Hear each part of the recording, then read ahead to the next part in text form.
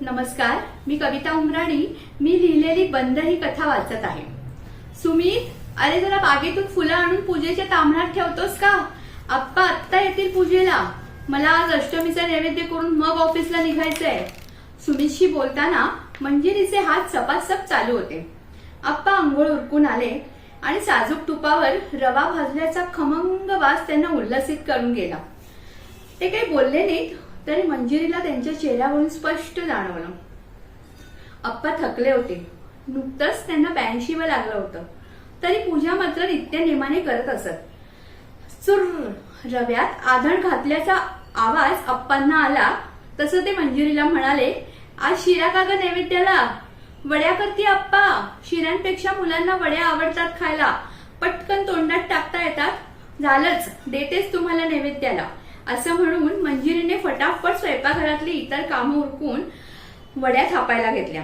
त्यावर छान सुका खोबऱ्याचा किस भुरभुरला आणि 10 मिनिटात आप्पांना नैवेद्याची वाटी दिली. मुलं आले की जेवून घ्या आप्पा, बाकी सगळं सोनाबाई आवरतीलच, अशा रोजच्या सूचना करून ती सुमित बरोबर बाहेर पडली देखील. सुमित आणि मंजिरी दिवे लागणीच्या वेळी ऑफिसमधून घरी परतले. आप्पा बागेतल्या झोपाळ्यावर मुलांना घेऊन स्तोत्र म्हणत बसले होते. देवाजवळ दिवा लावताना सकाळची नैवेद्याची वाटी आता जेवताना घ्यावी म्हणून उचलून ठेवली मंजिरीने. तितकेच राजू आत आला आणि म्हणाला, आई वड्या मस्त झाल्यात, आम्ही खाल्ल्या. आप्पांनी आम्हाला पण दिली आणि त्यांनी पण खाल्ल्या. हो का, बरं. इतकंच बोलून ती आत वळली. आप्पांनी वड्या खाल्ल्या हे तिने वाटी बघून ओळखलं होतं. स्वयंपाक करता करता तिचं मन नकळत 15 वर्ष मागं गेलं. नवी नवरी म्हणून कुलकर्ण्यांच्या घरात आली तेव्हा एकत्र कुटुंबात रुळवून घेण्याचा ती प्रयत्न करत होती. सुमित सर्वात धाकटा.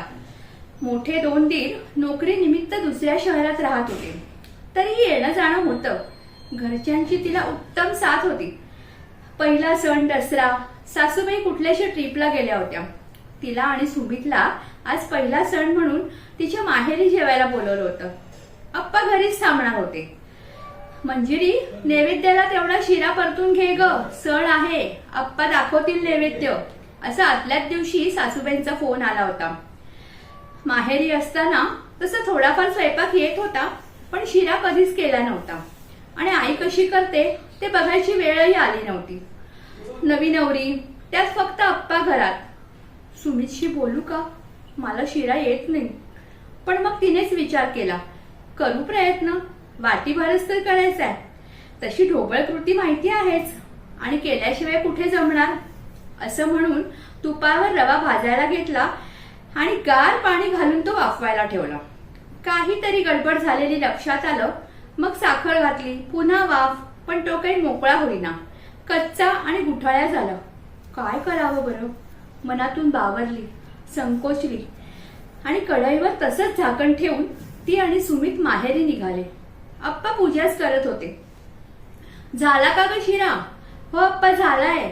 कढईतच राहू दे, तुमची पूजा झाली की घ्याल, असं म्हणून तिनं वेळ मारून नेली. माहेरी गेली तरी मनात रुखरुख. आपलं चुकलंच. आप्पांशी मोकळेपणाने बोलायला हवं होतं का? देवाचा नैवेद्य आणि आपण हे असं करून आलो. घरी गेल्यावर काय म्हणतील आप्पा? तिचे डोळे भरून भरून येत होते. सुमितने विचारलंय, काय ग, लक्ष नाही तुझं, काय झालं? पण तिने त्यालाही सांगायचं टाळलं. संध्याकाळी घरी गेल्यावर कढई धुवून जागेवर होती आणि नैवेद्याची वाटीही. 2 दिवसांनी सासूबाई आल्या. हळूहळू ती सगळा स्वयंपाक शिकत गेली. अगदी तळपेट झाली शिरा करण्यात सुद्धा. साधा भात जरी चांगला झाला तरी सासूबाई आणि आप्पा त्याला दाद देत असत. मुलं झाली, संसार वाढला, व्याप वाढले.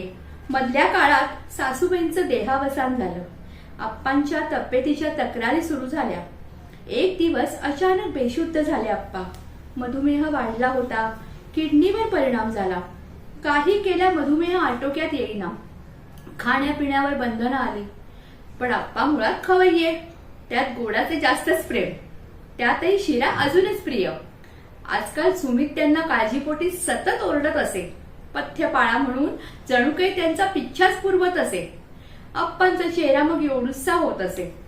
मंजिरीला मात्र वाटायचं, राहू दे ना आता पथ्य पाणी, 82 वय झालं, काय 2 घास खातात ते मनासारखं खाऊन घेऊ देत त्यांना. असं म्हटल्यावर सुमित तिला आणि अप्पांना दोघांना धारेवर धरत असे. अप्पाही सुमितला बिस्कून असत. आज नैवेद्याच्या वाटीतल्या 3 वड्या कमी झाल्या होत्या. भूतकाळातून बाहेरून येऊन मंजिरीने सगळ्यांना जेवायला बोलवलं. सगळ्यांच्या पानात शिऱ्याच्या वड्या वाढल्या. अप्पांना मात्र सुमितने नका वाढू सांगितलं, कारण 2 दिवसातच मधुमेहाच्या तपासण्या होत्या. तरी तो जेवताना चेष्टेत म्हणालाच, अप्पा तुम्ही दिवसभर खाल्ल्या नाहीत ना वड्या. अप्पांना कसनुसत झालं. त्यावर मंजिरी लगेच म्हणाली, नाही रे सुमित, मी अगदी मोजूनच ठेवल्या होत्या नैवेद्याच्या वाटीत. अप्पांसाठी केलीच नव्हती आणि आजकाल गोड खातच नाहीत ते. असं म्हटल्यावर अप्पांच्या डोळ्यातले भाव फक्त मंजिरीलाच कळू शकले. 15 वर्षापूर्वी तिच्या बिघडलेल्या शिऱ्याची जराही ओळख त्यांनी दाखवली नव्हती. त्याहीपेक्षा शिरा बिघडलाय हे लपवल्याची ही खंत तिच्या मनात होतीच. त्यामुळे मंजिरीच्या आणि अप्पांच्या नात्यात सांभाळून घेण्याचा एक आश्वासक बंध तयार झाला होता. आज 15 वर्षांनी तोच बंध त्या शिऱ्यामुळे अजून घट्ट झाला. धन्यवाद.